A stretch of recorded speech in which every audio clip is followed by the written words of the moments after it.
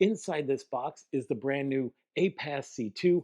And if you're like me, you want to get this thing together and get it out on the road. So let's get into it. Let's go ahead and get the box open, and this way we can see how this bike is packed. We're just going to put our hands right here, grab the lid, and then pop it up.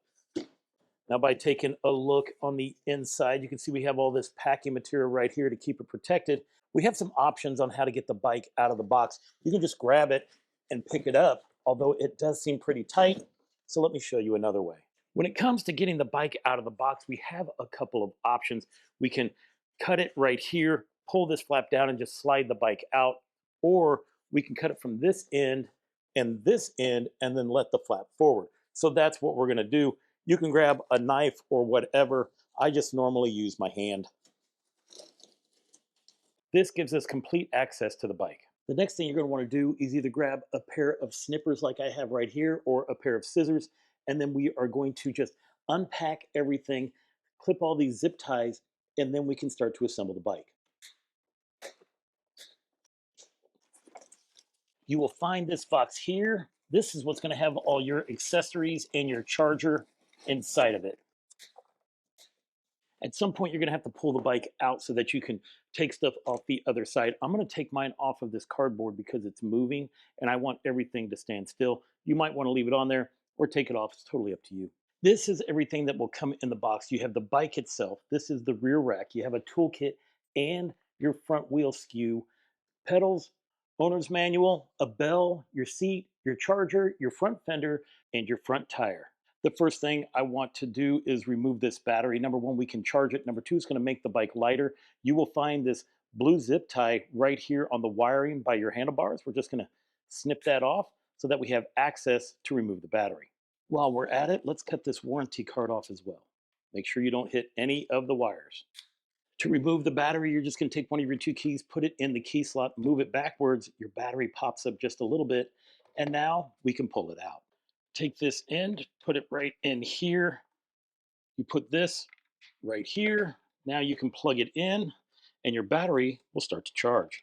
Red light means it's charging, and when it is done charging, it will turn green. Let's start by putting your seat post in. This is a quick release. You just pull this back, it loosens this up. You slide your seat post down in there, and then you just lift this tab forward and tighten it up. Now, if you can still move your seat, you're gonna undo it, spin this dial a couple times, and then clamp it tight again. Now we need to take this stem that is facing this way and we need to spin it around so that it's facing towards the front. Reach into your toolbox, grab this Allen key that will fit inside here, and then what we need to do is we need to loosen this up and do the same to the top one up here. Now this is counterclockwise and we can just spin it around so that it's facing the front. You will notice that the stem is turned upside down, which saves room for packing. What we're going to do is we're going to take that and we're going to turn it right side up so we can install our handlebars. Go ahead, grab a bigger wrench from your toolkit. We're going to loosen this up by going counterclockwise until it comes all the way out. Once you pull this out, we're just going to lift this up, turn it over, and put it right back on. Take your Allen wrench and make it nice and tight. You might need to hang on to it to keep it from moving. That looks right. Next, we're going to go ahead and take this plate off right here. This is these 4 screws. This is what's going to hold on the handlebars. So we're just going to remove them and then keep them close to you. When it comes to installing your handlebars, you should just be able to lift it straight up. You want the shifter to be on this side. You want your controller and your horn to be over here on this side. And then for now, we're just going to put it right here in the middle. Then we're going to grab a bracket and just hand tighten it in until you can grab your Allen key, screw it in a little bit. Then we want to put one down here at the other end, opposite angle, and that will keep the handlebars from coming out. I didn't tighten this very tight. I want to get all 4 of these bolts in here and seated first, and then I'll show you how to tighten everything up. When it comes to tightening this up to make sure your handlebars don't move, you're going to tighten this one, this one, this one, and that one. You can do it by just tightening these up a little bit on this side, then going down and tightening this one up a little on that. And you can just keep moving through the 4 until it's just loose enough to where we can turn these handlebars just a little bit. Now that we have this pretty tight, we can adjust how these handlebars fit. That's about where I want them. No, you know what? I think I want them right there. The cool thing is you can easily fix it and adjust it. Now we're just going to tighten these up so that they won't move. And at any point, you can loosen these 4 bolts up and reposition your handlebars. Continue to tighten them down until they are very tight. I'm going to try to line the stem up with the fork and make it even. And now I'm going to tighten these down as well. Right now we're going to move into putting on the front tire, but I like to protect all the gearing and stuff that we just put together with our handlebars. So I'm going to take this is what your front forks were sitting in, and we're just going to peel it apart. I'm going to take these 2 pieces and I'm going to put them handlebar width apart.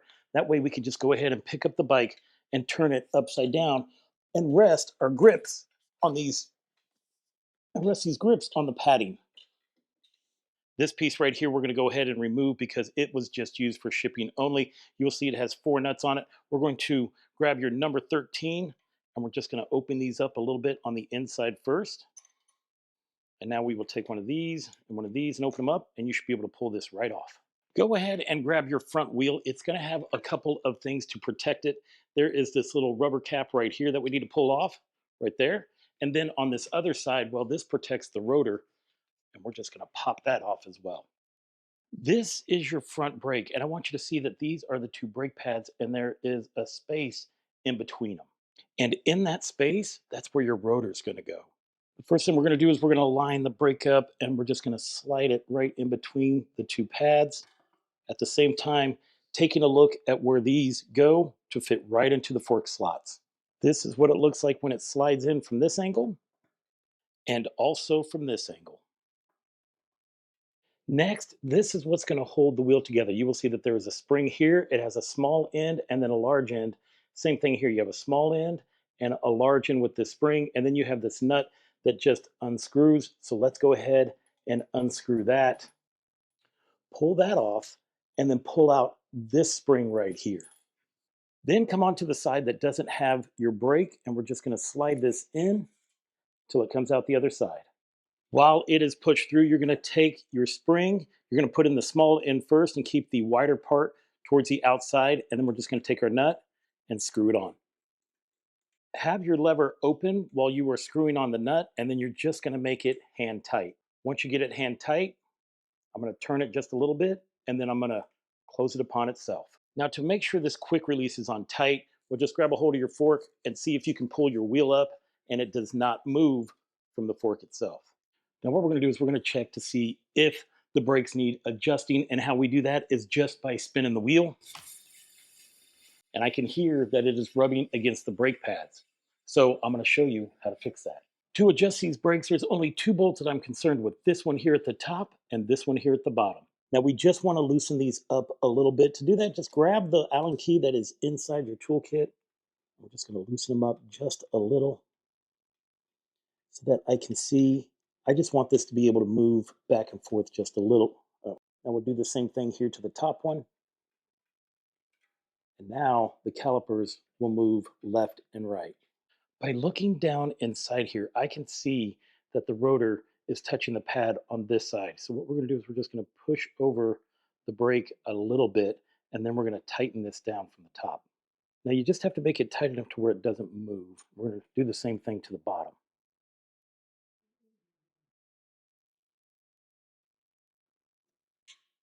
Now give it a little spin, and look, it doesn't make any noise. So you can just line it up a little bit to the left or to the right until the rotor is not touching the pad anymore. And you can do that multiple times until you get it right, but you'll know you have it right when you can spin it and it doesn't make any noise. Once you know it is correct, we'll go ahead and tighten those 2 bolts down. Let's go ahead, turn the bike over, and we'll put on the front fender and headlight. Make sure you put down your kickstand, and now it'll stand up on its own. Your front fender is going to connect in 3 spots: here, here, and over here on the other side. Now grab the same wrench that you used to make your brake adjustment, and we're just going to remove these 2 bolts. Actually, we're going to remove all 3 of the bolts. To get this bolt off on the top of the fender, you're going to need a number 10 wrench to hold down the nut, as we loosen things up. And this is what it looks like from this angle. Now we're going to grab our front fender. And we're going to fold in our sidebars so that we can fit it in between the fork.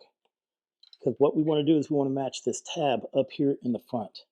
These side arms will go right here where we just removed the bolts. Before we put the front fender on, I want to put this light, this headlight on. The headlight is going to go in front of the fender. That's why it has those grooves. Make sure that you grab your bolt that was on the front and this thick washer. We're going to shove it through the headlight and then in through the tab here. It's okay. You might fumble around with it. Nothing wrong. Grab your wrench. I'm just going to screw it in a little bit. Just want to make sure it stays. While the front fender is loose, you want to grab a hold of this and make sure it does not get tangled up with this line right here. You want this on the inside, and then grab your bolt. We're just going to tighten that up. Grab your wrench and get it until it's almost completely tight. Then go ahead, put your bolt in on this one as well, and tighten it down. You might be wondering why there is a nut when this is threaded right here. This is to keep this all from coming loose during the vibrations while riding. So as we tighten this down, I'm going to put the nut behind here so that we can tighten up the nut as well. Now grab your number 10 wrench, put it on there so that nut does not start spinning. And now we can tighten this up almost until it is completely tight. We still need to adjust our headlight and our fender. Now, before we make this too tight, let's go ahead and push the fender up. That way it keeps it off the tire. And now we can tighten it up as tight as it can go. And now that we have that tight, let's go ahead and tighten up both of our side arms. There will be a really good chance that your stem does not match up with your front tire, and that's what we need for it to do. So before we put the display on, we're going to go ahead and loosen these two bolts, turn this stem so that it matches up with the front tire, and then tighten it down again. You don't have to get it super loose, but we do need it enough to where it'll turn, and then you can just use your legs to make sure that everything is lined up just like that. Now go ahead and tighten it all back down. Now that we have everything lined up, let's go ahead and grab your display. You will see this sticker down here. That means that will go towards the bottom. And then we have these two arms. And what we have to do is we have to unscrew these. Make sure you do not lose these nuts. And we're going to take these out completely so that we can put them over the handlebars and then retighten them up. Now you're just going to have to open these up and force them on one at a time. Now we're just going to go ahead and put the nuts and the screws back in. The nut will go on the back, and you can tell because it is shaped so that it holds the nut in place. Now go ahead and put your bolt through and tighten it up. When it comes to these displays, when I first get a bike, I like to have it just tight enough to where I can adjust it up and down, and then I want to be able to angle it. Now these bolts right here, if you loosen them up just a little, you can also adjust the angle of them. So that way, after riding it a few times, you know exactly how you like it. Once you get that figured out, well, then you just tighten these up. This is the only wire in the front that needs to be connected, and there is a little notch right there, and then a little tab right there. There are also arrows here on the outside. I'm not wearing my glasses, so I can't see them, so instead I'm just going to line up these notches, push it in, and there we go. Now we are going to attach the rear fender. It's partially on already. We just need to attach these side arms, and there are bolts right here that it will connect to. Grab your wrench, slide it in behind these, and let's just remove it. And we're going to do the same thing on the other side. The bolt should come off with a washer. Let's just go ahead, line it right up. I'm going to get it hand tightened, and now I'm going to do the one on the other side as well. Here's where things are going to change a little bit. This is where your bolt is going to be, but this is not where we are going to connect it to the fender. If you try to put it right here where the bolt was, this brake bolt is going to get in the way. So you have to drop it down to this position here. And go ahead and tighten that up. Since we had to do that, it's going to make your fender go off to one side. So we're going to loosen these up, push the fender over so that we can line it up over the tire. You only have to do it just a little bit to loosen it. I'm going to push this over. It's not going to be perfect because of how this connects, but you kind of want it over the tire as much as you can. So you're just going to slide it a little bit over and then tighten it back down. You won't be able to get it completely straight because you can't, it won't be even because you had to drop it down. And you cannot drop it down on this side because you have your derailleur guard blocking the hole. Let's go ahead and install the rack. And to do that, we're going to remove the bolts here, here, and the same ones on the other side. On this side, you will have a cable. This is actually going to go to your brake light. So let's go ahead and just move that out of the way for now. This is the back rack that we're going to install, and it's going to go on like this. So you want the brake light pointing towards the rear. You will notice on this side, you have the connector to the brake light and this zip tie that is already connected. I'm going to show you how all that's going to work here in a second. But first, let's get this rack bolted onto the bike. Now, how I do it is I'm going to take a bolt. You want to make sure that the washer is on it, and then we're just going to slide it in here and turn it a couple of times with our hands to make sure that it's going to stay. And then we're going to do the same thing up here to the other one as well, just to make sure it's not going to fall off. Take your bolt with the washer, line this up, and hand tighten this as well. And then do the same thing to the other side. Now that we have all four in, what we're going to do is we're just going to tighten everything up to make sure nothing moves and everything is secure. Now let's connect your taillight wire. This is your connector right here. We're going to run it through that zip tie that's already partially tied, and now we're just going to connect it to this end right here. Once again, there is a notch here, there is a tab right here, and we're just going to push them together. And we're going to run this down here, make it nice and straight, and then just use your zip tie and cinch it down. They do provide you with additional zip ties because this is kind of loose and hanging out. So we're just going to zip tie it to the rack so it just disappears. Make sure everything is tight, and then we'll just snip off the ends. Let's get these pedals installed. You're going to have a right and a left. There are decals on it to tell you which one is which. I like to take it off. We always start off with the right one. And then you will also see a decal to make sure you don't mess up. This one is also saying R for right. I'm just going to take this decal off because we don't need it. It won't look that good if we leave it on the bike. So go ahead and peel it off. Then you're going to grab your number 15 wrench. You're just going to line up your pedal. You always want to be turning it towards the front wheel. Do the same thing to your left-hand side. Line up your pedal, grab your number 15, and then once again, turn towards the front of the bike. Now we are turning counterclockwise, and our pedals are on. Let's go ahead and air up the tires. These tires say they can go from 40 to 65 PSI. I'm going to go ahead and fill mine up to 55. You can fill yours up to 65 if you want, anywhere between 40 and 65. Let's go over here and turn this. This is what controls the bike. I like to have it over here as close as I can have it. And then all we have to do is just tighten this down right here once you figure out where you want it. The bike also comes with a bell. If you can take a look on the back here, it's just a screwdriver and it comes with a one in your toolkit. So we'll just unscrew this. But now you get to decide on which side of the bars you want it on, and you can just choose whichever is going to work out best for you. I think I'm going to put mine over here on this side. The bell itself will turn this way or that way, just depending on where you want to place your thumb whenever you are riding.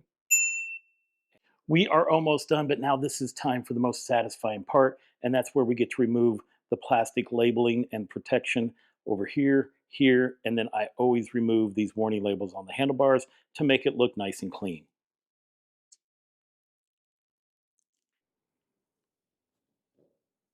Your bike also came with this little black rubber dot, and that goes right there. This is what it looks like when your battery is charged, so let's go ahead and get it on the bike. There is a top and bottom to this battery. This is what the bottom looks like. It has these vents. That's what we want to make sure goes here towards the bottom. Just slap it in, and you're good to go. We did it. We got the C2 together, and now we can take it out and go for a ride. I want to thank you for following my assembly video to put this bike together, and until I see you again, enjoy the ride.